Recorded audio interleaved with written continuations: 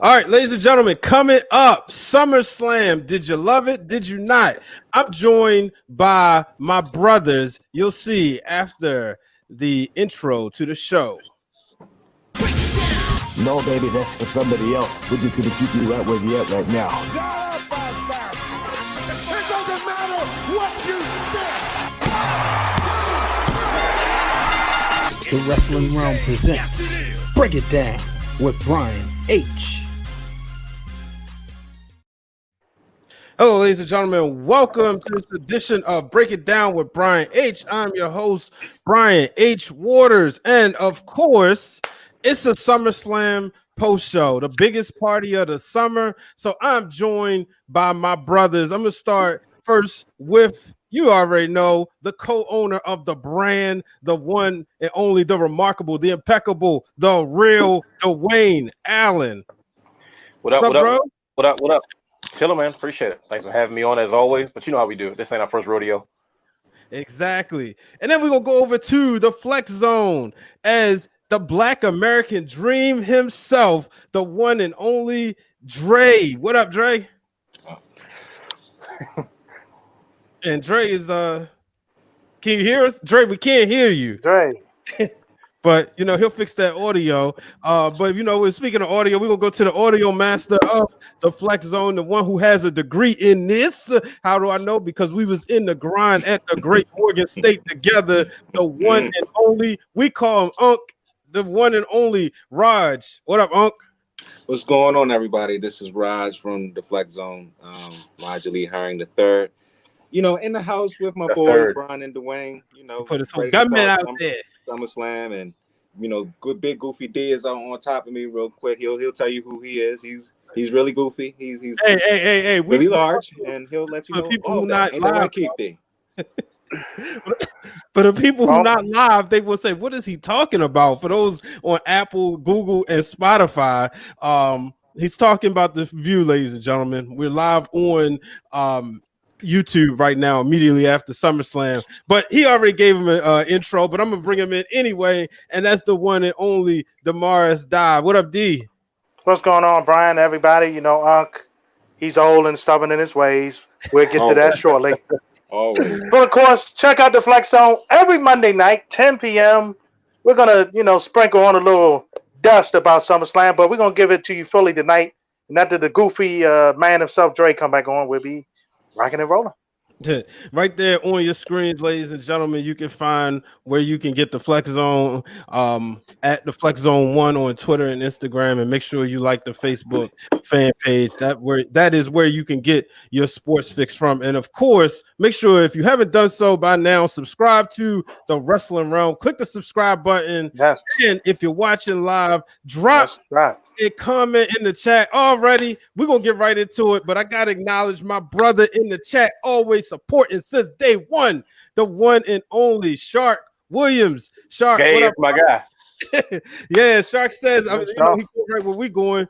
He says, you know, here's a question: do we count this as a heel turn for Roman? Roman Reigns makes his comeback, gentlemen. They said we would never see it coming. That's what we kept hearing. Some people thought it was maybe the backslide that Drew McIntyre successfully pinned Randy Orton with. And there was, you know, some people thought it was underwhelming. I liked it. We'll get into that later. But Roman Reigns is here. He's back. How do y'all feel? Dwayne, you kick it off. First of all, what the heck happened to Dre? Where's Dre? There he comes. There he comes. He's coming. It comes out. Well, there it goes. There you go. There it goes. Okay, there we go. There you go. Fix your Wi-Fi, man. Like, dude, I couldn't even go on my rant without make sure you was here first. Like, that's I'm a tongue goofy. Hey, look, I appreciate you, good brother. That's brothers. That's how Ladera said, hold, wait. First of all, where's Dre? I can't start. It's like, my bad. Brian H. What was the question again? You made me lose my train of thought. Roman Reigns is back. Okay. How do you feel? No, I think it's a good move. The WWE is desperately in need of star power. I think the WWE is at a phase right now where they've taken the approach of let's try to start to make new stars. Let's try to push some of these younger characters just to get people familiar, especially during a downtime like this, with everything they had going on with the Thunderdome, the approach, and even the main event itself with Randy Orton and Drew McIntyre. I think seeing Roman is going to help boost what they're trying to do next. But it was a good way to bring him back, in a way that was special, not just him just popping back up saying, I'm back. So did you like the attitude? We saw him come out there, remind the Fiend, or I should say, start with Braun. He reminded him that I made you into the monster. Their rivalry goes all the way back, way before, when it seemed like Braun just couldn't get over the hump to become a champion. How did you feel about that part? No, I think it's necessary. But the thing is, in the pandemic age of professional wrestling that we're watching, it's easy for things to get stale quicker. Seth Rollins made a comment earlier. He was saying this generation doesn't have the patience for the slow build. It's even worse now during the pandemic and the presentation that we receive from any wrestling company. So I think adding Roman back into the mix is only going to continue to help solidify Braun Strowman as a main event player rather than just a kind of a brush in the wind. Yeah. Flex Zone, y'all kick it off. What y'all think? Go ahead, D. Well, it wasn't bad. I don't know if it was a heel turn or not because he did attack both guys, but it might be Roman just being in the middle. But it was good for what it was. To Dwayne's point, they need star power. I think a lot of us do miss Roman, miss what he brought to the table. I actually like the shirt he had on as well, and for what it was, to end out the show, it did its job. All right, I thought you were go ahead, Dre. No, go ahead, Unc. Okay, well, I thought it was cool. He came back. I did miss him. I thought he had nice. I did. I'm like, y'all, I don't hate Roman Reigns. I really don't. I thought what he did at WrestleMania was phenomenal. I enjoyed every bit of it, of him not being there. It was great. And I'm glad that he's healthy. I'm glad that he's back. I just wish it was tomorrow night. I wish Braun would have had his moment because, let's be real. He didn't have it at Hell in a Cell. Well, the Fiend, I'm sorry. The Fiend, he didn't have it at Hell in a Cell. Mm-hmm. WrestleMania, he didn't have it at WrestleMania. So SummerSlam, everybody knows he's getting the belt back from Braun Strowman. And again, I just didn't like it. I didn't like him getting beat down like that. I mean, the brother just had a moment. And he didn't even have a moment. I mean, I didn't think it was so clear. No, came in there and got his behind whipped. It made sense. Well, to me, the part that I think that I was thrown off about, it really wasn't Strowman getting beat up. It was like you said, the Fiend. I would have liked if he had just went after just Braun Strowman. That would have continued a new rivalry. With Payback coming up, you already see that it's going to be a triple threat match for the Universal title coming up. But the fact that the Fiend got his behind whooped too, it's kind of like it's head scratching. So you didn't see that coming because I didn't think Roman Reigns was coming back for a while. Yeah. But with that being said, I mean, when they said never saw it coming, I figured something would be like Sister Abigail into the picture, but I didn't see Roman Reigns. Dre, we all know you was hoping it was CM Punk. No. The chump. What do you mean, CM chump? Waste of money. The chump ain't coming back. Be respectful to CM Punk. Be respectful. CM chump. Was y'all disappointed that we didn't get a cash in tonight? I mean, anytime somebody has the briefcase and the champion is laid out, usually if it's a live crowd there, I think there's people maybe yelling for Otis. Are y'all buying Otis as a Money in the Bank briefcase holder, Dwayne? No. Honestly, the thing is, I'm kind of confused, and I think they leave room for versatility when it comes to Otis in particular with the Money in the Bank briefcase. Because on one end, you can say, okay, I don't see this guy as a world title contender, but on the other end, he has made comments saying, "Oh no, when I catch it, it's going to be for the tag titles anyway. So what difference does it make?" So I mean, where do you go? I think the question marks allow them to do whatever they want to do with the idea, but I never once saw him as a world champion anytime soon. I see him as a fan favorite, but as a top guy or somebody feel like we can push, nah. Totally agree, Dwayne. Totally agree, bro. Hey, Dwayne, you're on the money with it. I mean, Otis, like you said, he's a fan favorite, and then at WrestleMania, his moment was kind of taken away. That's the type of moment that you're hoping for when he beat Ziggler. Because you kind of like want that guy to get over, get the girl, and he missed his WrestleMania moment. But I haven't seen him as a World Championship contender yet, and I see him actually losing the Money in the Bank briefcase, similar to what. Bingo. My man, Kennedy, Mr. Kennedy, when he lost it. But or in that type of fashion, I don't see it as what was my guy with the ass guy, and he lost. Damian Sandow. Sandow. I don't see it that. I don't see it in that fashion. I see him doing it in a Mr. Kennedy fashion where he loses it to somebody and then they cash it in. But Dre, the important thing about you said, Dre, before Raj, you go ahead. You got to remember why Otis got that briefcase in the first place. Otis got that briefcase when the pandemic hit and the WWE was struggling with the whole empty arena concept, and he just got hot really, really quick. And they kind of just went with it, you know what I mean? But it was just kind of like now, once that kind of fizzled out and they kind of figure everything out, it's like, well, does this guy really world champion material? So, just to go back to your point, Dre. Yeah, that's why I said I think that they pass it on to somebody because it's weird. Like, you want to go with the hot hand, but without the fans being there to continue the momentum, absolutely, it really fizzes out, and there's no long-term plan behind it. So it's a weird concept with WWE right now because usually we see the opposite. Usually they go with a long-term plan as opposed to going with the hot hand. This is one of the few times they went with the hot hand, and now it fizzled out, and you're kind of like, well, where do we go from here? Right. Yeah. All right. Well, to be honest with you guys, I kind of wish that it was used in a hair versus hair match. Now, I wish Mandy Rose would have lost and Sonya Deville would have won. And on top of that, Otis could have traded the briefcase to Sonya Deville, to save Mandy's hair. I mean, I thought that would have been extremely creative.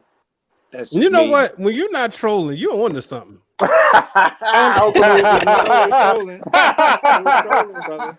I told you, I listened to the best. No, he ain't the best, but you listen to somebody. Anyways. But we'll get into Mandy Rose and Sonya because I think circumstances really switched that. We'll get into that later. I agree. Right. But and that would have been fantastic for Sonya Deville because of the situation that happened to her earlier in the week. But I mean, is Otis a main event guy now? No. I mean, has he been a main event guy now? No. Why did he get the briefcase? Who knows? Maybe Vince liked the way he ate donuts in the back. Who knows? I really don't know. That's right, pal. Eat them donuts. Eat them. But he's not cash. I mean, he's going to lose that briefcase to somebody. Somebody's goofy is going to take it, and that's just going to be the thing with Otis. Yeah, let's move on. WWE Championship.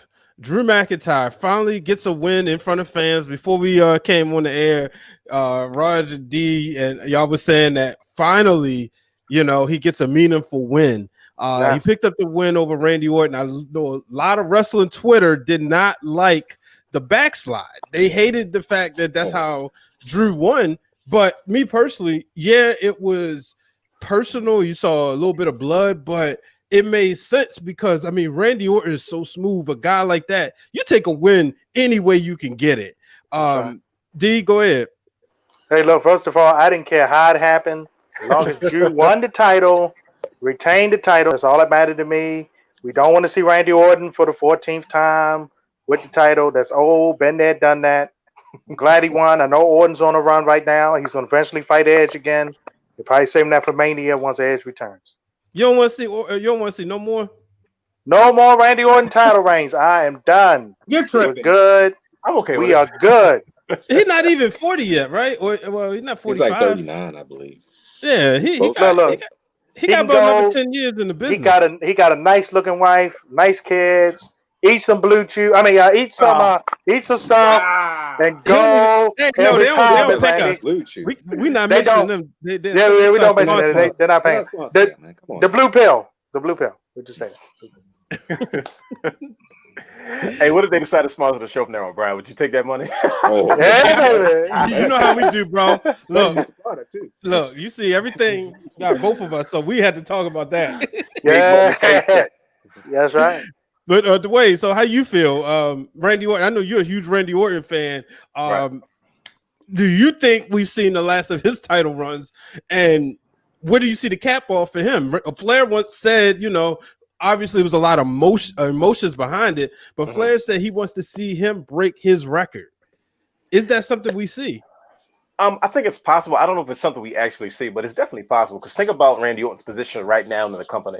Randy Orton has stepped up when it was desperately needed, especially during this pandemic. Randy Orton proved to everybody why he's worth his contract, why he's one of the golden children out of him and John Cena, and why he has a position that he has in the company as well as in the locker room. Randy Orton has always been passionate about making new main event stars. That's what Randy Orton loves to do. And for him to be the focal point of this feud between him and Drew McIntyre, and it gives Drew the opportunity to come up to Randy's level. The finish itself didn't bother me because in my mind, I don't think this is the last time we see Randy Orton and Drew McIntyre because the story continues. It could always go with, well, you got lucky. It doesn't seem finite. It doesn't seem like it's finished to me. But I think it's also a sign of respect because sometimes the top guy in the company doesn't need to take the guy's finisher as a loss, you know? And for him to say, okay, Randy Orton is that dude. And Drew McIntyre, as good as he is, he barely beat Randy Orton. Even in a loss, it gives a certain level of respect and upper echelon to Randy Orton and his status within the brand and where you can go with it. Because now Randy Orton can pick any spot on the card each week and he'll still be respected versus before when they've been creating new stars, Randy Orton has had to take a back seat and he hasn't really looked at as a main player with a long-term storyline. So at the state that he's in right now, the shape that he's in, what he's able to do on the mic, psychology-wise, you know, and what he can kind of bring to these younger main event guys now, like a Drew McIntyre, you never know. It's a possibility that Randy Orton could have another 1 or 2 title reigns left in the system. Dre? Hey, man, my brother is always on the money. I totally agree. I think actually after Ric Flair's promo, I think Randy could surpass Ric Flair's title reign. Yeah. And the way that Randy Orton is right now, I mean, he's on fire. Yes, he is. I didn't expect that, honestly. I love that he stepped up. Right now, it's must-see TV. Whenever Randy is on, it's like I have to immediately tune into Raw. Despite everything else on Raw, I mean, I love seeing Randy Orton on Raw, and the fact that the Legend Killer is back. It's just bringing the whole Randy Orton persona full circle. I mean, this reminds me of like kind of Evolution is, but like at the same time, we're getting the voices in his head type of Orton, and like Dwayne was saying, this is not over. The fact that it was a backslide and it wasn't he didn't hit the kick on him, but yet it finished like a backslide where it's like, okay, you got lucky, we can have another match. Hopefully it's not a Payback, but hopefully we down the road we have another Randy Orton and Drew McIntyre match, which I would love to see. But I'm curious to see what they do for both superstars moving forward. However, I didn't mind Drew actually winning because in the fashion that he won, this was to me the best storytelling of the night. Best storytelling of the night. 100%. Yeah, can't disagree there. Well, my thoughts is this: I didn't care who won the match. It could have been Randy, it could have been Drew. It didn't matter to me. But I thought that you know, after everybody that Randy Orton was kicking, we didn't see Ric Flair get kicked. And I was thinking, since we didn't see him get kicked, and of course the swerve was you'll never see it coming. I thought Ric Flair was going to show up and help, you know, Randy Orton get another title reign. I thought it was going to happen, and it never came to pass, and I was disappointed with that. And the finish, I didn't like the finish. The match was kind of slow. I mean, but it wasn't a bad match. It was a typical Randy Orton match, you know. Yeah. Hard hitting, you know, methodical. We even had better matches. So I mean, it was cool to see Randy Orton still doing what Randy Orton does after all these years. And I believe he is the number one force on Raw right now. I mean, you got Raw Underground, you got a bunch of other goofy stuff that's going on. Randy Orton has been consistent since this lockdown has. Yes, that's the biggest word. Consistent. Yes, indeed. Consistent. He's been consistent and he's been very entertaining. So, hats off to Drew and Randy. Hopefully, we do see a rematch. Hopefully, it's not at Payback. Hopefully, it's a stipulation to it too. Yeah. And if Randy gets it done, he gets it. I don't have a problem with him Drew losing the belt at this point. Yeah. We'll see. Before we go to break, I want to talk about a debut. Actually, we're going to talk 2 debuts. We're going to mix some takeover in here. Tonight, we saw Dominic Mysterio making his debut, a match. He obviously fell short to Seth Rollins. And going into this, I was like, why do I want to see this kid wrestle? He looks bland. He doesn't have any type of charisma. But I have to admit, the match was not that bad. I actually enjoyed it. Was he Pat McAfee? No. I really enjoyed Pat McAfee and Adam Cole. I think it showed people how good Adam Cole Bay is. But tonight, you know, Seth Rollins is obviously a ring general, and Dominic has it in his blood. What did you guys think when you watched this match? Anybody go ahead and jump in there? I guess I started off. They kind of gave away the whole kendo stick thing the last 2 weeks. So then you kind of was like, do you really want to see it now or not? But I knew both Mysterios would do well in the match because of the way the storytelling is. Rey Mysterio's a professional. We've seen him over 30 years now. He's taught his son well, knows what to do to psychology. Seeing Angie Guerrero, and Angie Mysterio first time since SummerSlam 05. Got to see her out there as well. It was good storytelling. Seth Rollins is a good heel when he don't cut them boring promos. Yes, indeed. Night quill boring promos he cut. It was a good match. Murphy's getting elevated as well, and it's helping everybody out in the process. I enjoyed the match. I thought this was the best match. This is one of the best matches. Why? Because somebody took a beating? Yes. No. Seth Rollins. Hand claps to Seth Rollins, man, for carrying Dominic Mysterio, brother. Yeah, I mean, he made Dominic look pretty good. He did an excellent job. This was his first match that we ever seen him in, and I thought he did a good job, man. I love the kendo sticks. I love what Murphy was doing. He was feeding them. He was feeding them all kinds of weapons. Seth was, taunting Rey Mysterio, and as D said, whatchamacallit, up the ramp. I just thought it was really entertaining. And Raj, considering you are our group chat troll, yes, what did you think about Devil's Advocate right there? Yeah, and this is fun, ladies and gentlemen, because y'all actually get a piece of the group chat that goes on all day, almost 24 hours a day, 7 days a week, literally. But what did you think when you saw, and did you notice Seth Rollins' gear tonight, wearing Rey Mysterio's gear that he wore against Eddie Guerrero at Halloween Havoc 97? Wow. No, I did not notice that. I did not notice that at all. So I tell y'all got to stay on Twitter. Wrestling Twitter. I can't be on Twitter, brother. That's where the king trolls are. I can't do that. Oh, you can't roll with the big dogs. That's what you're saying. Roll with them. They different. They different. Yeah, you ain't lying about that. They definitely different. Can't roll with them. Can't do that.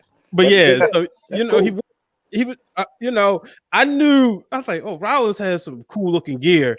Shout out to the Dead Ass Girl podcast.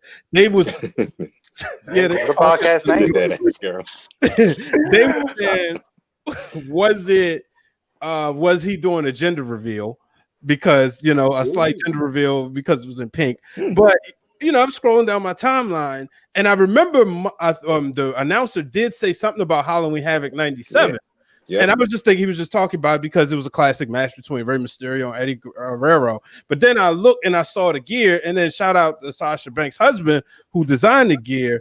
I believe he designed, at least he tweeted about it, Yeah. So I mean, it just goes to show you Seth Rollins is that dude, like y'all said, he doesn't have to cut those annoying promos. Or be on Twitter. Or any social media platform. He rides for the WWE, man. I don't need him doing that. He wants to do like John Cena, except John Cena doesn't go back and forth with people. John Cena does it on ABC and CBS and CNN. And Randy Orton does a good job as well and cutting folks as well. It was a real good job. Did y'all see somebody said a good WWE network content would be Randy Orton watching independent matches? Woo! But man, Orton's on one. But I mean, that's Seth, and Dominic match, I figured that I actually expected this. I knew that he would come out good just because, I mean, with the build up itself, the storytelling in itself was going to make the match what it was. But then just seeing little bits and pieces of how he was able to continue this storyline, I figured that the match would actually be good of itself because Seth Rollins is one of the best in the business. And then Dominic, we've seen, like I said, little chunks of what he was able to do. I did expect for Dominic to win, though. So I was a little disappointed that the Mysterio family didn't finally get that victory. However, it makes me curious to see what they're going to do to continue the storyline because I know it's not over. Oh, I know. I have an idea. Payback tag team. Rey Mysterio, Dominic versus Seth Rollins and Murphy. Well, tomorrow he's gonna have to have cut an emotional promo about how much he loves him and you're my son, and it was always my dream to do this, yada yada yada. Yeah, I could see that because I mean, hopefully we don't have this match on Raw. That's just my thing, but you know how the WWE's been doing lately. But I like that idea of them having the match at Payback with the pay-per-view happen so soon after SummerSlam. I think Dominic can do real good within the WWE, and also Rey Mysterio too. You know, hopefully he'll get his eye back one day, but we'll see. But I do actually love the storytelling. That's been another good factor. I think that the storytelling in that match has been good, and the longevity of it, and the fact that Dominic was able to carry this storyline. Then you bring Rey back into it. It brings this thing full circle. And then I like what you said, Brian, about Eddie Guerrero tying him into it, because I did hear that that Halloween Havoc commentary as well. And I was just thinking, like, all right, what does Halloween Havoc have to do with SummerSlam? But now you saying that brings that full circle as to why they made that comment. So I'm curious to see what happens future-wise for this. But I've been loving the whole storyline with Seth Rollins, and Seth Rollins has been actually, to me, doing a really good job as far as mic skills. However, it can't be just long drawn. When he gets to like you said, when he gets to the social media aspect of it, that's when you kind of like, all right, Seth. But as far as like this Monday Night Messiah persona that he has, I'm loving it and I'm digging it, but can we just get a functioning faction for him? Because we have Murphy, but then the AP is out, and then it was supposed to be another guy, Austin Theory. Austin Theory, and Austin Theory's not there. So can we just get a functioning faction for him to continue the Monday Night Messiah? Well, Theory got jammed up in the sexual allegations, so he got. We just need some players to keep it going. But outside of that, I think that Seth has done a really good job with the Monday Night Messiah persona, and who knows what happens with him down the road? Do we see a title run, or does he just continue to wreak havoc among random superstars once the Mysterio family feud is underway? He's doing his best to try to get CM Punk's attention. Keep trying. The thing is, like, at first it was real high. Let me just comment real quick before anybody hops on about CM Punk. I think that it was good at first, but I think that I remember Jim Cornette saying that what the issue was once he signed to Fox to do the show, his light dimmered, and it's not the same. Like, you would like to see a CM Punk return, but it's not as hot as it would have been had he not just did the show. And I think that him doing the show on Fox really hurt his in-ring return. At this point, I'm not really curious to see CM Punk return to the ring anymore. So if it was like Seth Rollins and CM Punk, it doesn't, to me, have the full steam as it would have had he never returned to do Fox. That's a good point. Yeah, that is a good point. I think it's a lot to unpack in this match. Like, Rey Mysterio, first of all, is one of the most respected professional wrestlers in the world by today. I don't think you'll ever come across any major play that won't give Rey Mysterio the level of respect that he's kind of revered in. The one thing I learned tonight about Dominic Mysterio, first and foremost, like, you guys made excellent points. There's no point in me trying to go back and just piggyback and say, I didn't realize how good Dominic Mysterio was until this match. One, let me tell you why. Because for weeks I've been underwhelmed by him because I was like, well, this kid can't wrestle. He hasn't been. He's just learning, and you can tell because for weeks he came down like he was nervous, but he had to do it. He was upset, and I was like, I wasn't looking forward to the match too much because I didn't think he was going to deliver because I figured he was just having this moment, this introduction to the business moment. But this guy got in the ring and performed. I'm like, oh, so he's been doing this for a while. So all this time he's been playing us, making it seem like he can't even get in the ring in the first place. Like he doesn't know what he's doing, but he's got to defend his dad. And then all of a sudden, this guy gets in the ring. I'm like, man, this kid has a bright future. I said, one thing Roger said at the end as well as I said, the psychology, the way he carried young superstars struggle the most with ring psychology. That's why Daniel Bryan, that's why the Randy Orton, those guys are always harping on the NXT guys about the ring psychology. And it's not just in WWE, because if you look at AEW, not to change subjects, Chris Jericho and Jim Ross have been saying the same thing about a lot of the younger guys in AEW. Like, you guys are, this is not a spot monkey fest every match. Like, you slow it down, tell your story. That way it carries you that much longer. You don't got to work as hard. So the fact that he was able to do that, I was thoroughly impressed, because that, for weeks he's walked out kind of timid, like I didn't know what I was going to do. But when he showed up in that ring, he looked like he belonged in it. Ray's involvement. I'm going to be honest with you. I was so nervous about this match. I was like, I don't trust Dominic Mysterio. I could see him turning on his dad right now. Like, I got nervous. I was like, man, he's going to turn this far. I can see it right now. He's going to join Seth Rollins. But he lost, which he's supposed to do because he's a young guy. Credit to Seth Rollins, because Seth Rollins definitely was the guy that, like, he carried them both. Like, he got a lesson with Seth Rollins tonight that wrestlers are not going to get for 10 years without literally being in a ring with somebody that's that good to teach you on that level, to make a casual viewer say, yo, I really enjoyed this match. Because even if I didn't know what happened 3-4 weeks, because I haven't watched 3-4 weeks, I saw it play out in the ring. As an older fan, that's what's important to me, because I'm not a kid anymore. So when you watch wrestling, you got to watch it with a different eye after a while. We're very critical about it, but at the same time, though, we care about their story because that's what we grew up on. That's changed because of times and the product that we watch today.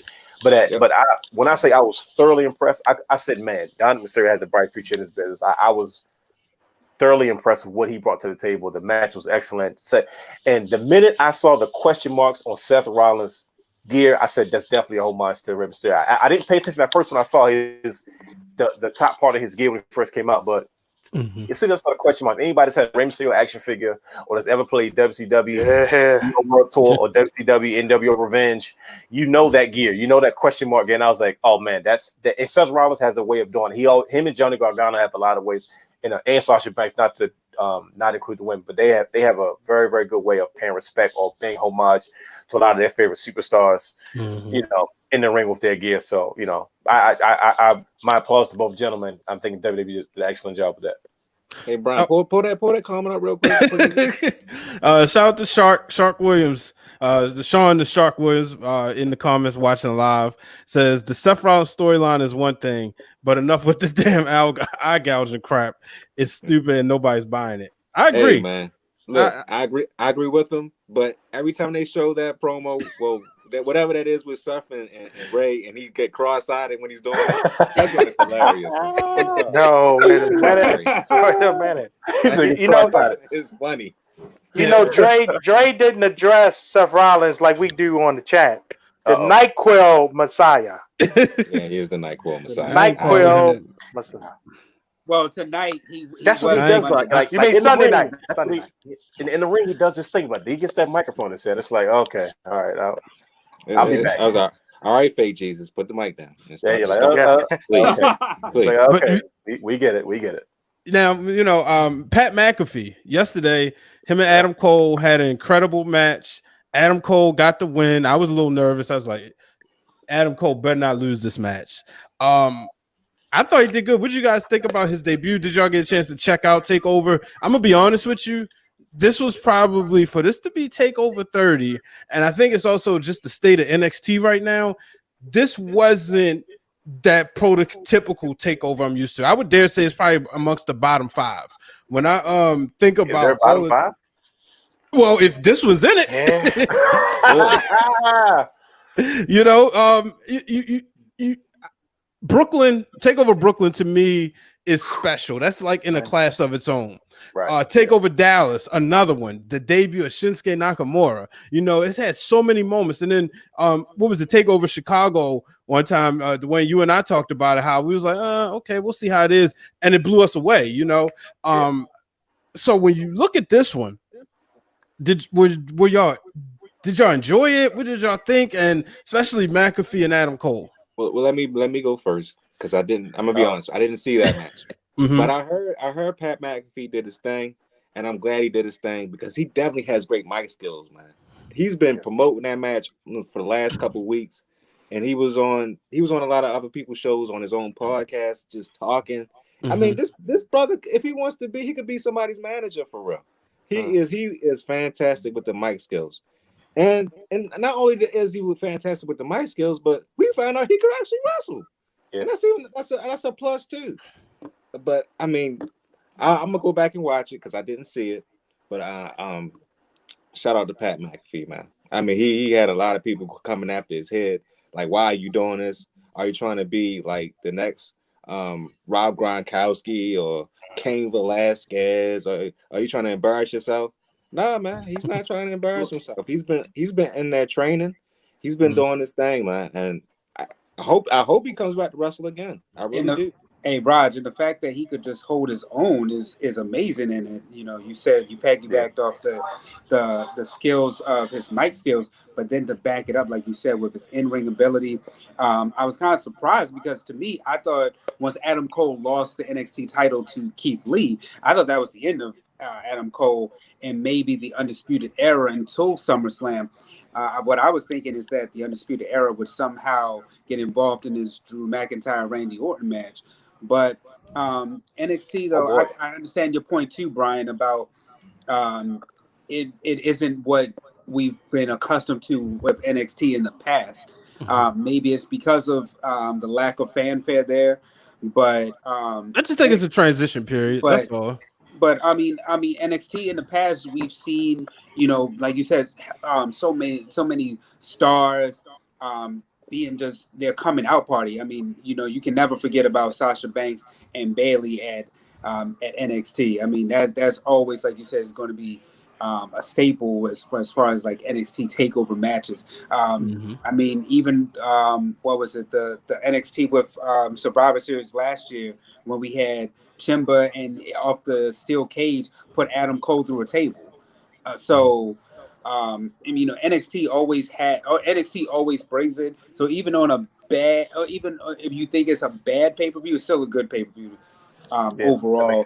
And the fact that we have somebody who is going to have a coming out party and maybe the next transition for NXT as some superstars leave NXT to the main roster. NXT, you'll see, is still a staple in of itself, making new superstars for years to come, and something that we're going to want to continue to see in the Wednesday Night Wars. I almost said Monday Night Wars, but is it really a war though, Dre? No, it is. It's not a war. I think so. It's a good question. Wait, 18 to 49? Yeah, that's what everybody keep claiming about. Yeah. Demos. Well, it's hard. It's hard with basketball season, but if you have two wrestling promotions going at it at the same time, it kind of honestly it makes sense for AEW to take on NXT as opposed to Raw or SmackDown. To me, honestly speaking, because you know, you have some independent guys out there who are trying to make a name for themselves, but at the same time, that's what we're doing in NXT. So why not? The Wednesday Night Wars where it is, it makes sense of itself, and it's going to push each other to really catapult. I mean, you know, a lot of us, we already know about Adam Cole for years before he even, you know, made it to NXT, and then to have the Undisputed Era. That's something that's must-see TV to me. I'll tell you one thing that was interesting last night. The basketball game went over, which forced AEW to come on late, and it ran right into TakeOver. I believe they wanted to come on an hour before TakeOver. So I know me, I didn't see AEW. I was surprised because personally, I wasn't going to watch the tournament because I didn't want to see Brand win the trophy, which she didn't. And she didn't, thank God. Yeah, so but you know, it was unfortunate for them because they did have to go against NXT pay-per-view with their regular show. And the NBA playoffs switching over to ESPN and ABC later. So Mm-hmm. and the Thunder game went to overtime. Hey, by the way, you said the playoffs, right? Go Jack. Yes, we're getting it We're done. not talking about LeBron. Shout out to the Lakers. No guy from Akron talk. And happy birthday to the late and great Kobe Bryant. Yes. Number 2-4. Rest in peace, Kobe. My boy the Bean. Peace, Kobe. You already know. We'll see you again, brother. So we want to take a quick break. Ladies and gentlemen, make sure you are subscribed to our YouTube channel. We have a segment on here called Give Me the Book. And it's where Dwayne and I take things where we rewrite the way we want them to be. So here's a quick clip of our full segment called Give Me the Book. It should have been The Rock and Triple H, the match we got at Backlash. When you think about some of the top rivalries we've seen in professional wrestling, we've seen Hogan and Savage in the main event. We've seen Hogan and Warrior, Hogan and Andre. We've seen Brett and Shawn. Okay. We've seen Austin and Rock. We got even John Cena and Batista. We never got Randy Orton and John Cena one-on-one at Mania. Okay. Don't want it now. But we never got Rock and Triple H one-on-one at WrestleMania. That was the time to do it. The Rock had just won the Royal Rumble. Triple H was the hottest heel in professional wrestling. There was no need for the Big Show. There was no need for Mick Foley. Yeah, it might have been a bit excessive. I guess you got a point there when you put it that way. Yeah, you go back and look at that WrestleMania. There's only one singles match. Yeah. You remember what that match was? Houston, we have a problem.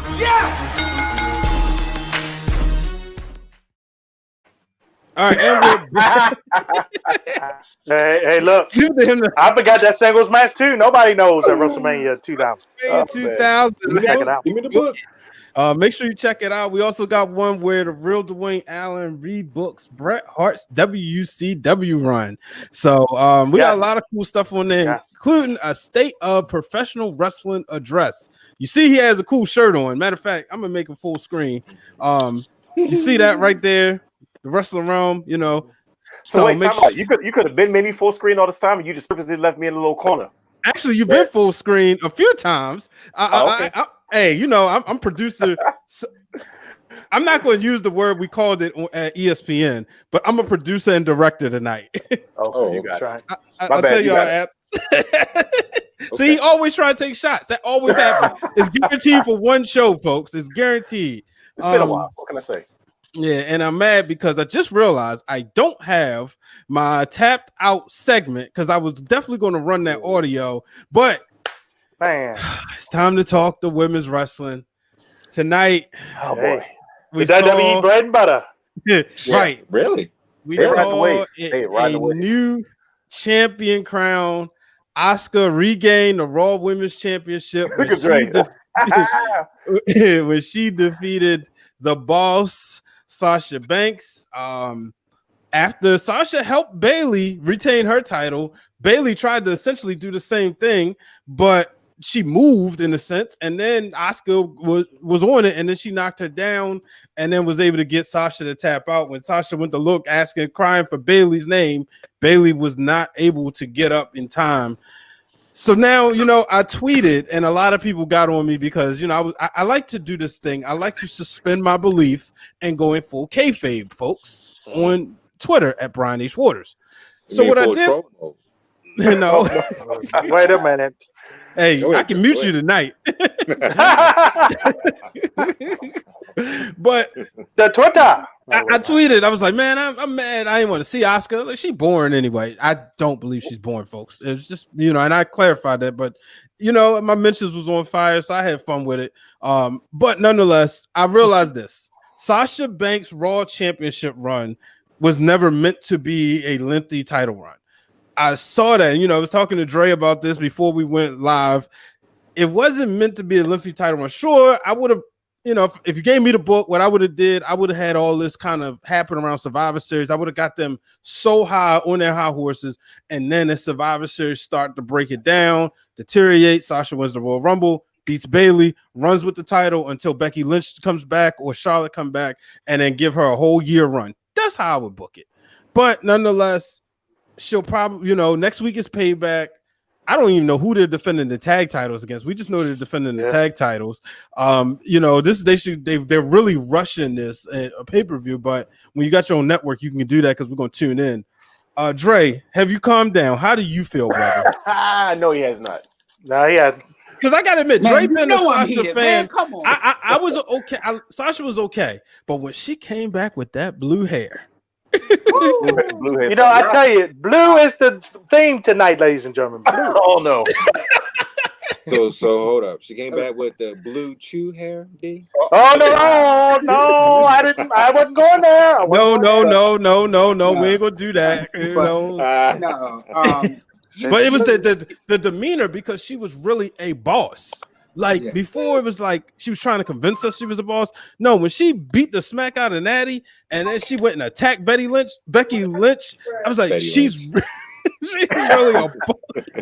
I can usually do that, but I'm by myself and then I just keep going. But now, you here, you gonna make sure every word. You call her Betty Crocker Lynch? Betty Crocker Lynch? No, man. She came out and proved that she was a boss, Dre.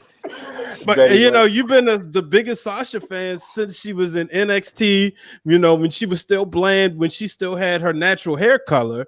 How do you feel now? It's been a couple hours. She's no longer. She still got a belt. She got a belt, man. One belt. No, Sasha one belt. Look, I'm sorry, Sasha one belt. Persona. Two belts, Banks. It fits. Like, what are you doing? Like, come on, man. You heard what Brian said. I was baffled because I expected Asuka to win a belt, but not beat Sasha, man. Like Big Sasha.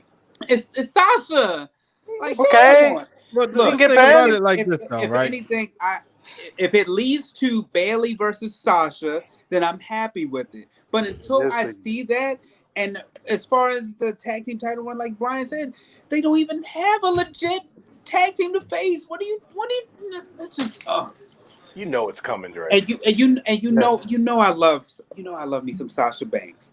This was supposed to be the weekend she was supposed to get it in Boston. What? Yes, true. But I mean, COVID happened. The Rona. What I'm hoping for is, hopefully, like I said, we see Sasha and Bayley down the road.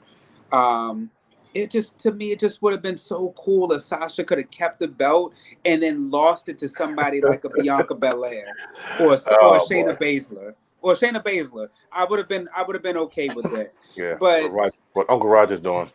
Hey! Don't you be disrespectful to the boss? What are you doing, Sasha Banks? Continue your diatribe. And the fact that she came back, like Brian said, she came. Give him some tissue, please. Give him some. She came back with the blue hair. I mean, I love the red hair, but she's having me love blue. Like, come on, like you should love blue anyway, Trey. No. First of all, I'm a Kappa, so I love red. So the blue hair, it just all fits. And then for her to just. I mean, this isn't the first time we've seen Sasha Banks on the losing end. Like, let's go back to Hell in a Cell. And when she lost to Becky Lynch, when she should have beat Becky Lynch, but then I was like, okay, she's going over to SmackDown. It's okay. Now you have a tap out victory to Asuka. Like, what? Shout out to my boy David Shealy. We was talking about this. The ongoing joke that we feel Vince McMahon has is that Sasha doesn't retain the title. That was noted. This is her 5th title reign, and she's never successfully defended the title. When she retained the tag titles and she got the pin, it was a shock to me. I was like, oh my goodness, she actually retained it, because when they first won the tag titles, they had them for a month. She needed her time off. And then that was it, so. I mean, I legit don't understand it. Can she get, like you said, a win at a pay-per-view as the champion? Let me help Dre out here. It's going to be okay. Go help out. It's going to be okay. Now, I agree with you. I didn't like the finish. I think Bayley should have interfered a little more and then really got the ball rolling. But we don't need Sasha on Raw. We need her to stay on SmackDown. On the A show, the show that's on Fox. Well, she's gonna be on both shows. because of tag belts, yeah. But once they lose that, and then this thing degenerates downward, you're going to get what you want. She's going to be the champ. She's going to defend it. She's going to retain it several times, and it's going to be okay. But it's all right, Dre. You got to look at the long picture here. It's okay. It's going to be all right. My man, Bruce Pritchard's behind her. He's helping her, I heard, and it's going to be good. Just wait. And Bruce is going to run himself out. Damn the you, building Bruce Pritchard! Damn you! Hey, you remember Bruce told us a couple years ago? He's helping her. No, he's helping gonna himself help her too. retain the belt tonight. Then Stop it, Dre. Stop it. she should be a champion. Dre, stop She is still champion. No, Stop crying, Dre. He on an angry rant. Look here, Dre. This is going to happen. At Payback, they're going to lose the tag team championship belts. And then they're going to go on a nice little long feud with each other. Bayley versus Sasha. Ooh. Yeah. Probably by Survivor Series, Sasha Banks should have Bayley's belt. And then, and guess what? She'll have it's going to be a little longer than that. It's going to be main. Guess who's going to take the belt from her at WrestleMania, Dre? Charlotte Flair. You already know. The Burger Queen. Yes. Be respectful to Charlotte Flair. It really should go, in my opinion. You drag this out because this is a climax that you've been waiting. You'd rather have the fans there so you get that moment. Drag it out to Mania, man. Drag it out to WrestleMania because really, no. Why not? I'm just saying it's a long time to do that. Like it's not what it used to be. We talk about a super slow build. Like this has already been going on for long enough. And don't get me wrong, I said the same thing. I said, I said they got to drag us out to me. I said if push comes to shove, this could be hot enough. This could main event WrestleMania if they wanted, if they really wanted to. But I don't know if they got the patience to drag this one out. I don't know. The reason why I think this could work because right now you got the tag titles, so you can always go into them carrying the tag titles. Sasha trying to get that Raw Women's Championship back, coming up short. Then you start to slowly but surely deteriorate everything between the two. What I was thinking, because we saw the other two horsewomen come up, I was wondering. I said, all right, we're not going to get 4-on-4 with at least no time soon. Yeah. But maybe there's a way you could do the 2-on-2. Maybe when Charlotte Flair gets back, if she's back by Survivor Series, you could get the 3-on-3. Of course, I'm going back. I'm thinking Brett and Owen. That's where you start the Sasha and Bayley irritation with each other. Royal Rumble. You kind of repeat the storyline. Except I do think it ends with Sasha winning the Royal Rumble and then ultimately picking Bayley. But it like you said, it will be a super slow build because Labor Day. This week, technically, tomorrow is Sasha has been back for a year. Labor Day is the 1 year anniversary of Bayley hitting Becky Lynch with the chair. So that's when they became the besties again, and we was seeing them two come together. So I don't know. It's definitely gonna be it will be a super slow build, but I do want to see these two. I want to see Sasha take the belt from Bayley, but I want it to be in a meaningful match. Oh, and by the way, you said main event WrestleMania, them two. That's not going to happen because guess who's going to main event WrestleMania? The main event that should have happened this year's WrestleMania, Roman versus Goldberg. He'll be back. Oh no, come on, man, stop it. Yeah, Goldberg did. Please, you know what though? He wanted something again. Goldberg did say he signed a few years. Yes, he did. He got He got a 5-match deal. So that's right. I'd rather see Roman versus Drew McIntyre than see Goldberg again. Stop. No, please stop that. Look, if we seen Sasha and Bayley at NXT Takeover, I can imagine what they would do on a stage of like WrestleMania. It would blow the roof off, man. That's what I'm thinking. It'll blow the thunder. It'll blow the Thunderdome off. Yeah, there you go. No. Don't you be respectful. Can we? You know what I do want to see down the road, though? I do want to see the. I want to see the EST versus the Boss. I know Dwayne. You're gonna get it. I know Dwayne. Come on, man. You know that's money. That's money. Here's the thing. I've been telling Brian H for a long time. I said Bianca Belair is everything Sasha Banks tried to convince us that she was. I said, if you talk about who's a boss gimmick, you look at Bianca Belair, like everything that Sasha Banks swears she was, that's what Bianca Belair is. So Dre, Dre. So I look, I'm not against it, Dre, because trust me, I think you might be onto something because it could be one of those things where it's like, yo, you stole my gimmick. Let's be real. He's like, no, I'm not living the gimmick. It's the same issue that Naomi has. Naomi's like, look, I'm not a ghetto girl. So she comes in, you're like the head twirl and stuff. You're not buying it. Like she's from Orlando. But Sasha Banks was the same way. I'm the boss, but I'm from Boston. I'm Snoop Dogg's cousin. Bianca Belair walked through the room. You say, wait a minute. That's the boss. Hold up. You know, I was watching the Untold yesterday, and they talked about how Dusty Rhodes was influential because he was the only person who really believed in the boss gimmick. And it made me think, it made me think like, man, if Dusty was still here, we got to admit, people might not want to admit this, but Dusty Rhodes, Paul Heyman, obviously Bruce Pritchard, Jim Ross, they all got some L's, you know, but I think in this case, he probably could have helped her develop it better, but I do think she's done a better job now because I mean she's still a boss, but she's got this new attitude, but she's also refreshed.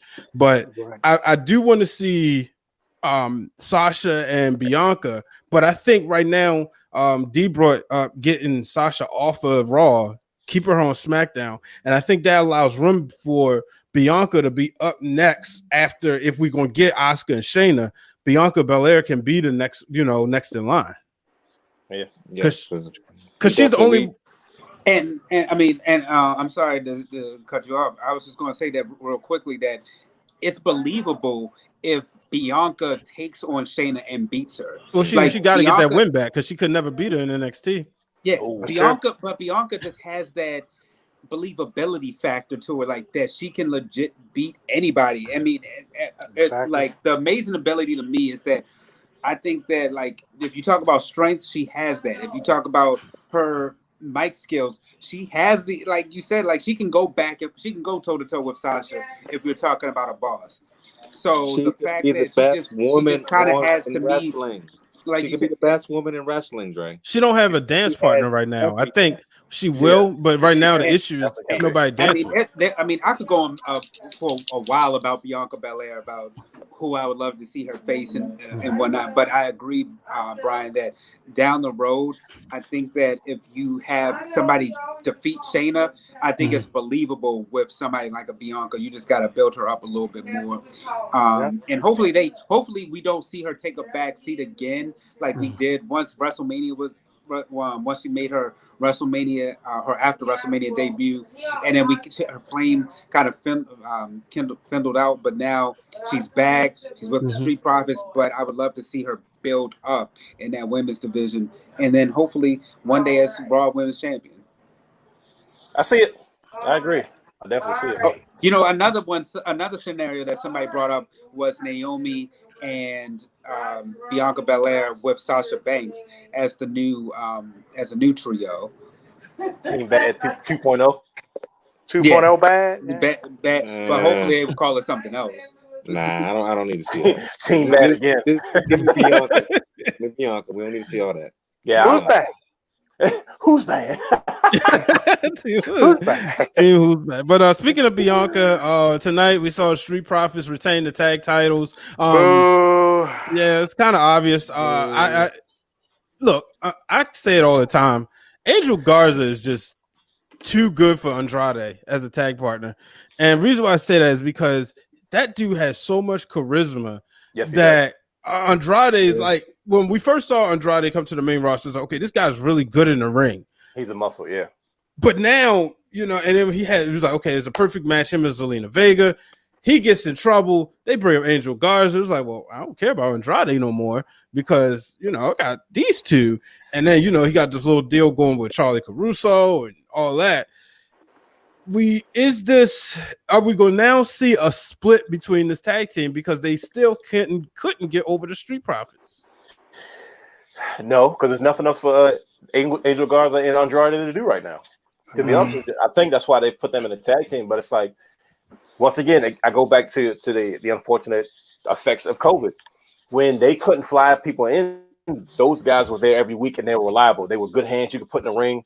They could tell you stories in the ring because they couldn't tell you stories outside the ring because they didn't know what they were doing because of COVID-19, right? So now those guys are reliable, but at the same time, it's like, what do you do with them? Because everything was so up and down. You didn't know what was going on. So now their tag team is the best way to keep them relevant and on screen at the same time instead of like you said before, when Andrade was out, it was like, well, shoot, Angel fits better with Selena Vega than Andrade did. And Andrade comes back, and it's like, so what? Are they tag teams? She got 2 clients, and it's like, I get it, but it's tough to say. They're too good not to showcase, but at the same time, they really have nothing to do right now. Right.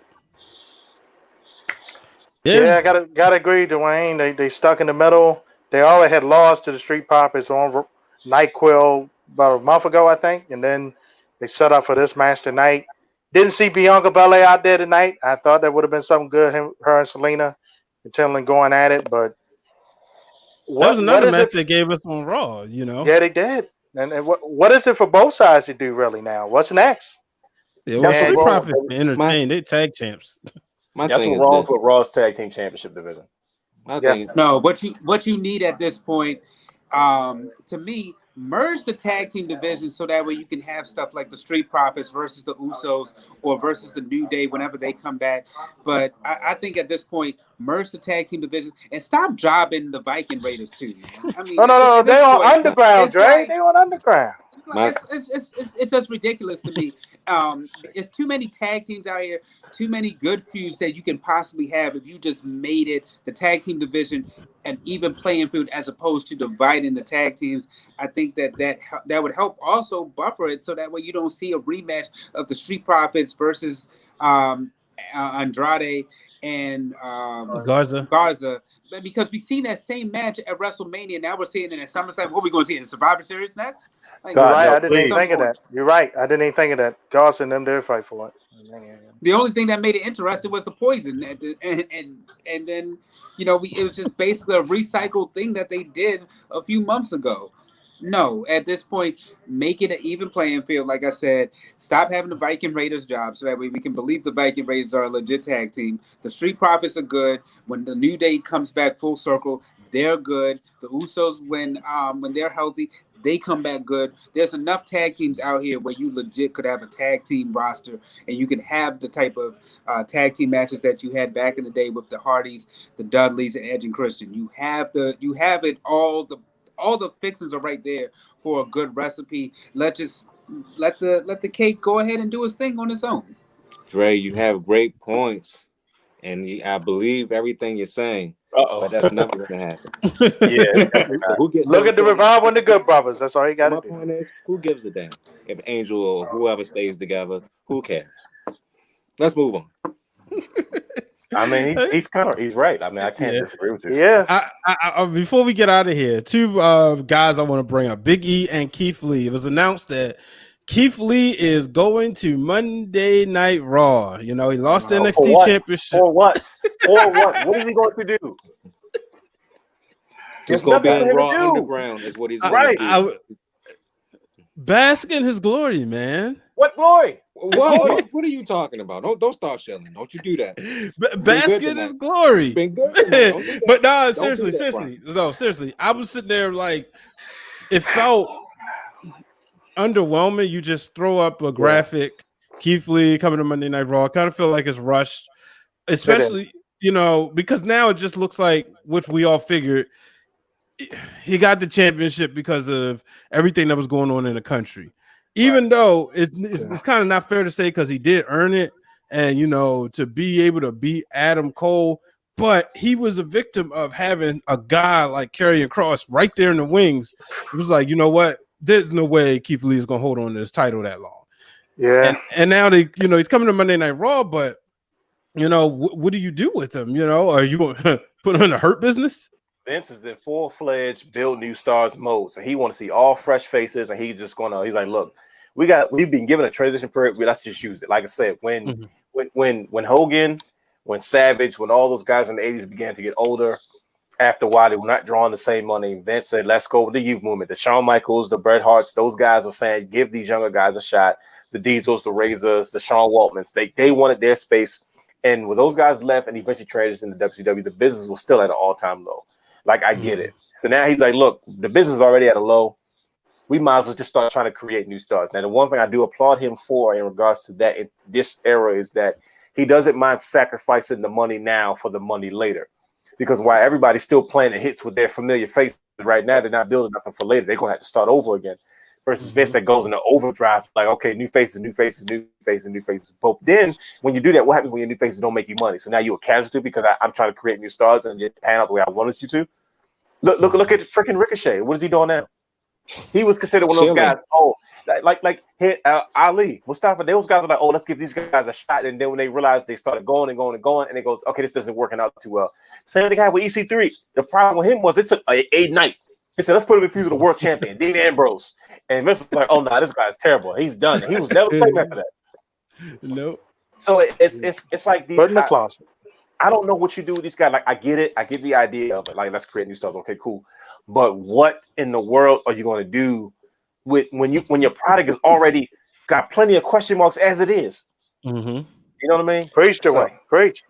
I don't know. I mean, I really don't know. Okay. I look, gentlemen. I've been saying it since the beginning of time.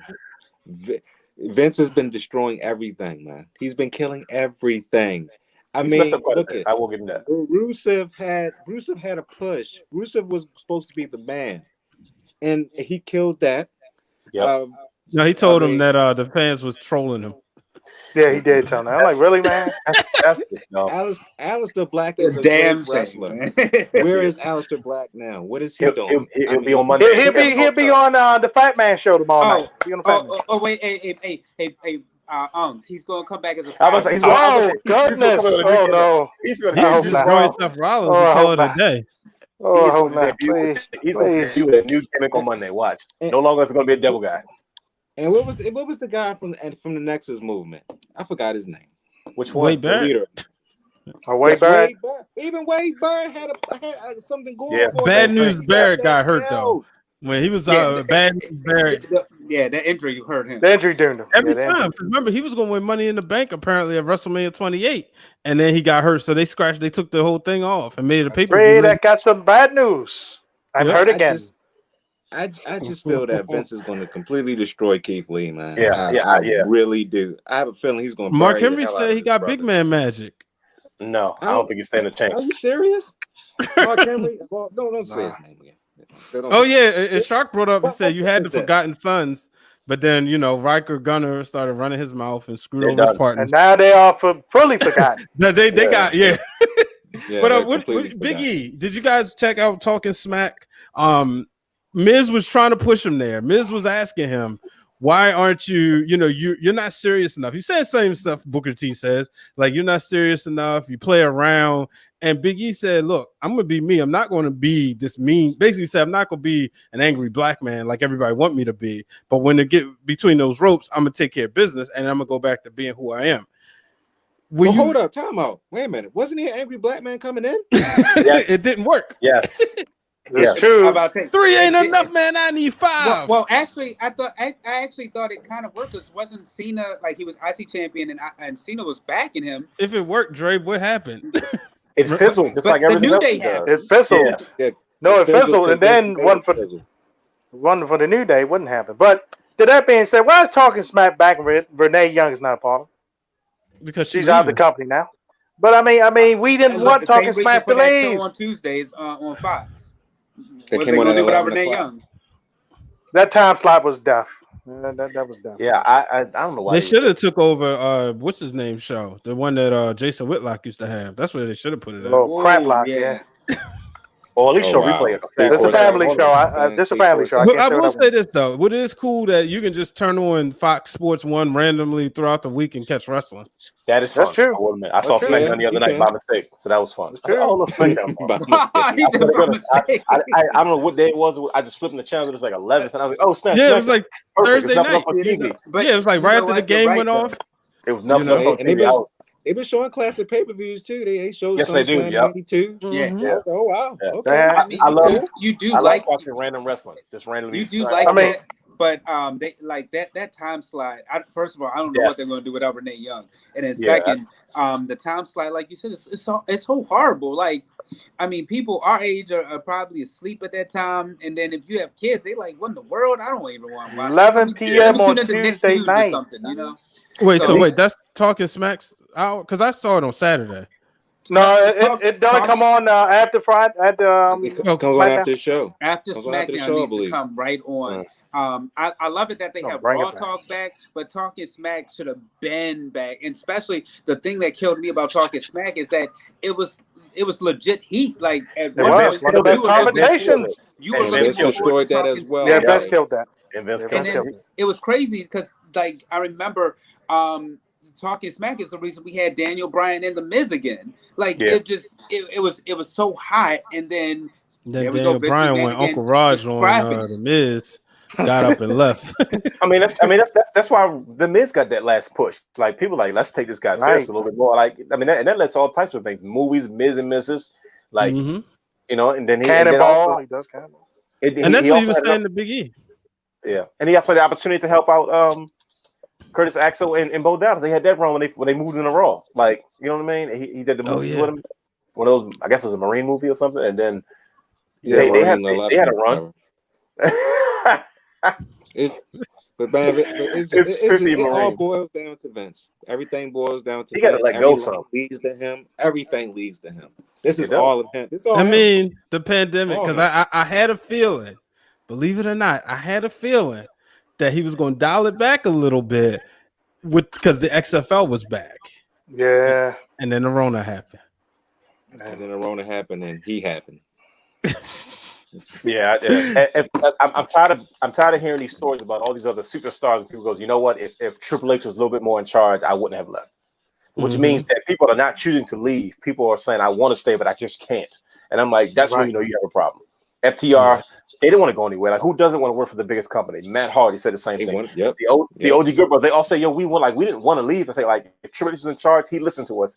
You know, we could get our ideas. And he said, but at the end of the day, that guy, Dean Ambrose, same thing. He just wanted a little bit more freedom to be natural. I'm like, dude, let these people, like, and the crazy part is you did it at one point. Why you got to wait till somebody kicks your tail in the ring to say, screw it, take the reins off? Because because the same issue was going on in the 90s before the Monday Night Wars break out. Like the guys kept saying, yo, they're micromanaging everything that we're doing. And then when they kept losing, Vince like, look, forget it. We go out of business anyway. Do whatever. Stone Cold Steve Austin, DX. And you brought him up, Stone Cold.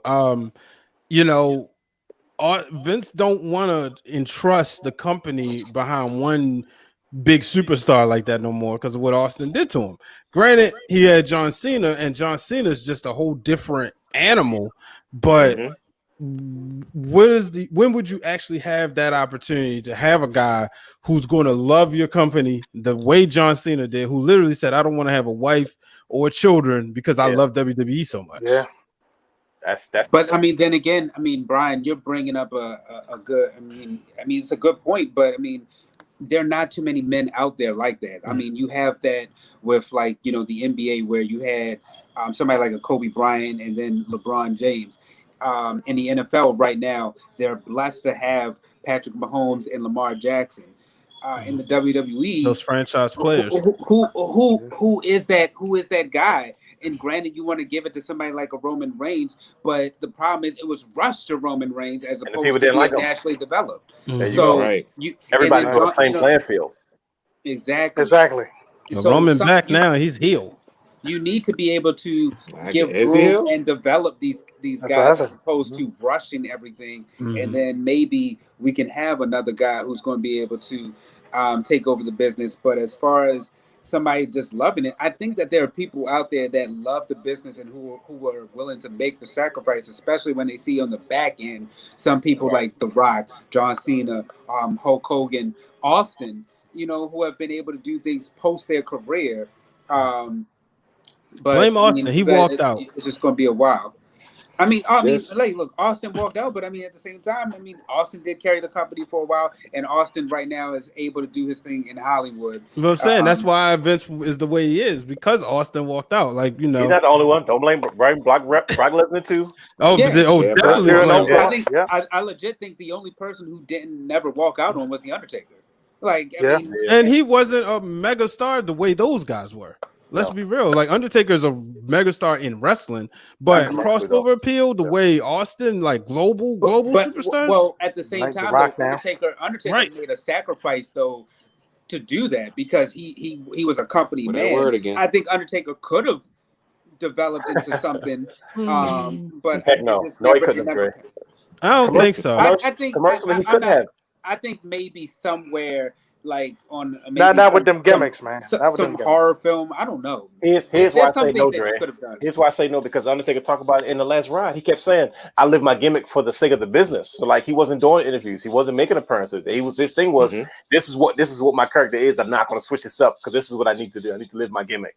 And when you got that type of attitude, it's like, well, how can you be a commercial star if you're not willing to be able to say, okay, I got to go on Regis and Kathy Lee this morning? Stone Cold did it. You know what I mean? Well, you know what? You know why the reason it didn't happen? Because he didn't have somebody like Dwayne Allen pushing him. Of course, absolutely.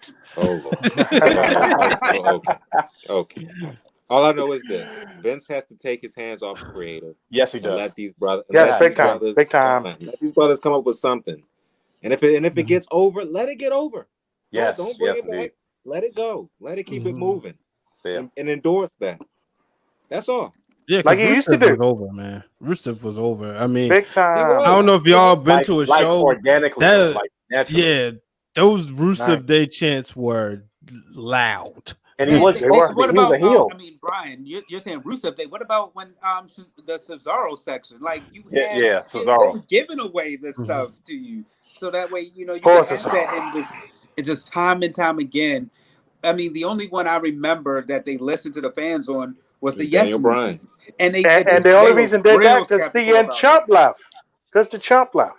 Yeah, Hold up, Dave. You might be a chump, but he said it back then. He said it back then that he was did. Happening. He did. I give him that. Not forget. It's still relevant till today. Yeah, I mean, I don't like. We did a show. Make sure you check it out right here on YouTube. Is Vince McMahon out of touch? Yes. So check it out. I'm out of touch, pal. I eat my chicken breast every day. Out of touch. What? But that's a paint. Out of touch. Talking about on that Austin podcast that he still had it about 5 years ago. Yeah, right. Get out of here, Vince. Go away. Before we get out of here, gentlemen, any final thoughts on tonight? I'll start with you, Raj. Final thoughts. This is. I mean, I cannot really call this SummerSlam. No, I felt like this was a bona fide house show. I like the couple matches in this. Come on, I'm sorry. He's back. He's back, y'all. You had a whole good show, and they called this a bona fide house show.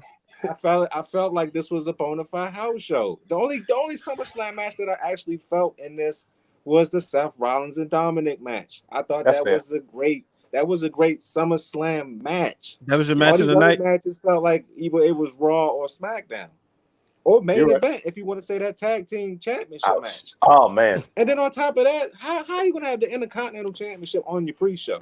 You mean US? Oh, you mean the USA title? USA title. Because they didn't even have the IC belt. They didn't even have the IC belt on. Because Fox wants AJ. But my thing is this. I mean, come on, guys. I mean, y'all got to bring more creativity to this.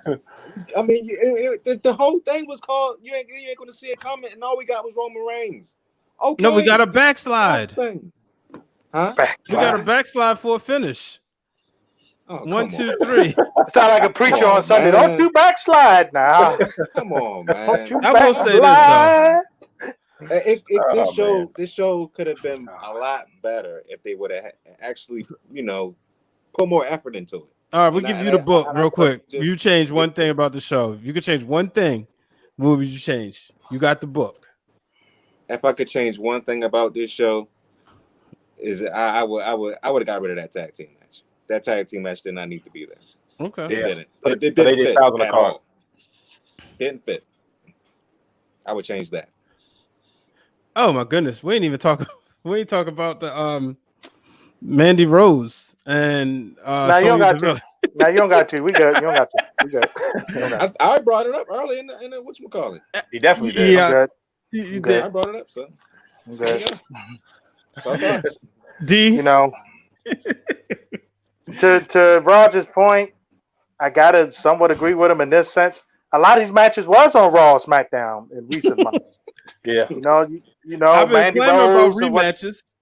And we've seen a lot of them tonight. Asuka and them been fighting back and forth on Raw for the last couple months. And I mean, the only original match you seen was Drew against Randy Orton, because you seen Fiend and Bray in some variation since the end of WrestleMania. So I mean, I give it a solid C because in ring, they always bring it in ring, but stories outside of the Dominic match, outside of Asuka and Bayley, and the women, of course, once again. I mean, it was okay. I mean, then to me, it didn't really set up for Payback either. That was the other question mark. You got a pay-per-view coming next week, like they did back in '91 with Survivor Series and Tuesday in Texas. It set up each other, and it didn't do that tonight either. At all. At all. Ridiculous. All right, Dre. Oh man, don't even get me started because you already know what I'm gonna say. Sasha Banks losing the belt. That was the most egregious thing, and that's the only thing that I would have rebooked. Outside of that, though, overall the pay-per-view, I think that to me, this is what SummerSlam should have been and was supposed to be. I like the finish of the Randy and the Drew McIntyre match. I was happy with even the Fiend match and the fact that we got the big dog back. But I just am upset that Sasha Banks lost the belt. Okay, we get it. No, don't you talk about it. We get it. No, we don't get it. On your soapbox until I say that we brought it home. I see the veins is popping in your neck too. I see the veins popping. Come on, y'all know how you feel about Sasha Banks. Why would y'all get him? Yeah, he might get blue in his veins next. I don't know.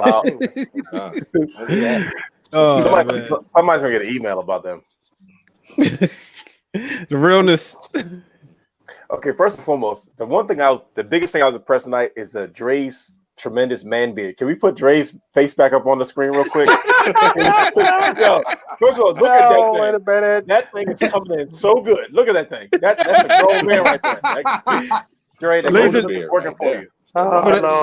For the ladies that's out there watching, there's his Twitter handle right there on the screen. Whoa, Brian, he's taking. Whoa, he's taking. He's taking. That didn't come to the group chat. Let me take that off. He's taking. Don't do that. He's taking again. Yeah, don't do that. But he's taken for now. We don't want no problems. No smoke. We don't want no smoke. Get it? Look, I heard a story already, but I'm not going to get into it. Outside of Dre's magnificent beard, I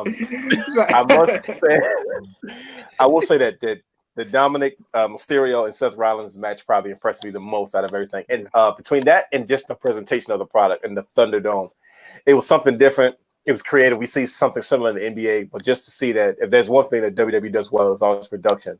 So for them to take that step in regards to trying to present their product, whatever product they gave us, and something that was unique, it was different, and it kind of, to me, it was the best form of what I've seen somebody try to reminisce or try to give us that same feeling of a live audience at a show. So between that and Dominic Mysterio and Rey Mysterio's and Seth Rollins match, I mean, that was the thing that, I can say, like Ryder said, that, and when you look what he said, he's not lying. Like, that felt like a summer, just like Kevin Owens versus Seth Rollins felt like a WrestleMania match, even though it was in the Performance Center. This match right here felt like this was a SummerSlam moment that we're going to talk about for years to come. So yeah. I got a wild card question for y'all. Yep. Oh Lord. When do they start making people pay for the Thunderdome? Oh, it's free. I thought people was paying already. My bad. You just sign up, but you gotta. So I tried it, and I went to my computer. They said 5:30 was check-in time, so it was like 5:25, and it was like, oh, it's full. So, wow. And I don't know if y'all saw, but somebody got kicked out because they had a sign that said "Fire Velveteen Dream." Hey, I put it in the chat. Put that in the chat. Is that where they came from?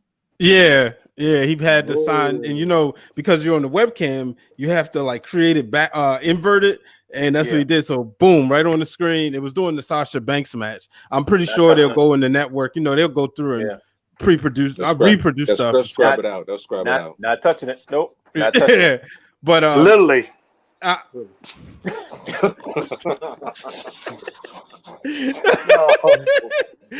the thing is, I was sitting there and I saw I was thinking about it. I saw somebody say, like, when do they start charging people? Because you think if this pandemic continues through the wintertime, by the time Royal Rumble gets here, I could see WWE saying, all right, you got to pay $20 or $9.99 or whatever just to get a seat.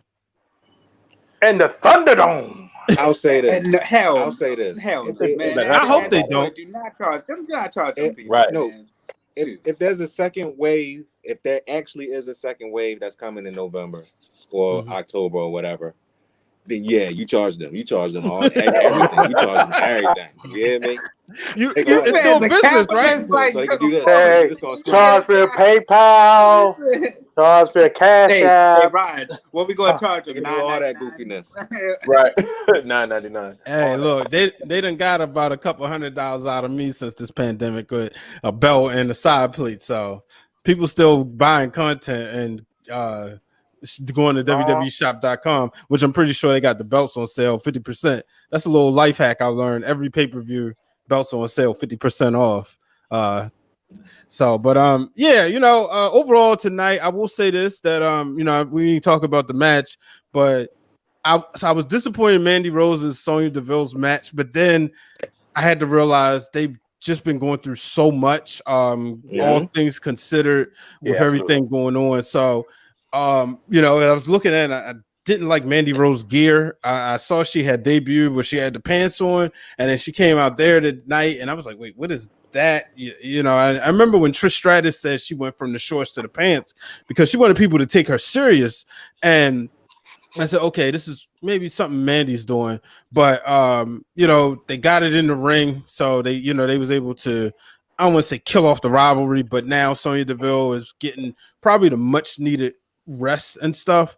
But overall, I thought that this was a great presentation. I really enjoyed SummerSlam for what it was, and it just made me wonder, what if WrestleMania would have been in the Thunderdome? Now, obviously, they didn't know, but I think as good as the two nights that WrestleMania was, because I do think WrestleMania was a better pay-per-view than SummerSlam. It was. But I think it would have been even better. And then also looking at tonight, one thing I'm glad they didn't do was force a lot of matches. This is probably the first SummerSlam since the 90s where it was literally 2.5 hours for the show. Well, maybe a little bit over 3 hours. It's right at three. Yeah, so I thought that was good. And, it felt to me, I know y'all didn't like the tag match, but it was still a personal beef there. And it felt like all the matches meant something. And that's the way SummerSlam should be. We do know that most of the time when the champion wins the title at WrestleMania, usually when he goes into SummerSlam, it's like that big win that he's solidifying himself. You go back and you look at Ultimate Warrior, that win for him was over Rick Rude. Stone Cold in 98, that win for him was over The Undertaker. So that SummerSlam win tonight, we saw that for Drew McIntyre, and it's still underwhelming, but we do have a new Universal Champion. It's the Fiend, but Roman's back. So there goes that. There goes the Fiend again. Not for long, buddy. Yeah, I got to definitely give a shout out to Shark jumping in. And he just, Shark, go ahead real quick. Type the name of the book. He just became an author, so definitely want to give him a shout out. Shark has been supporting the wrestling realm. Yes, he has. Literally since day one. So make sure you check out the Sean Williams Podcast Network on Apple Podcasts, Google Podcasts, Spotify, YouTube, you name it, he is there. So make sure you want to support him. I will be getting the book soon. So make sure you do that, I need to do that gentlemen. Yeah, man. And then I'll have to find a way to get Shark to sign it. I mean, I don't know when I'll be in California next, so I might have to send it to his P.O. box or something like that. Or maybe I just order directly from him and get a signed copy. But gentlemen, appreciate y'all coming on. We're gonna have to do this again. This was always a lot of fun. The world was introduced to the group chat. And it says maybe we can get the 6th member on here. The 6th man. Who is it? I think I know who that 6th man is. What you guys like to know? The Lou Williams of the squad, except he's not at Magic City getting them wings. No, sir. Chicken wing Lou. He might be, though. He might be. Chicken wing Lou. Somebody came up with that. That was so wrong.